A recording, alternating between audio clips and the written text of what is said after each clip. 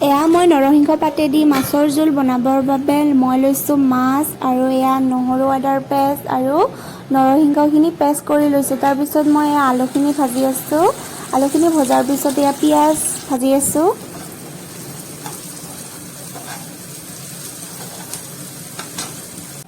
এয়া মই জালুকৰ গুড়ি দিছোঁ, তাৰপিছত নিমখ দিছোঁ, তাৰপিছত হালধি গুড়ি দিছোঁ আৰু এনে মছলা দিছোঁ।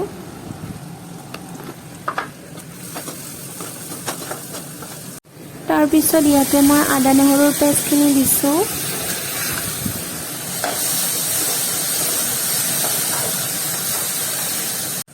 তাৰপিছত আলুখিনি দিছোঁ।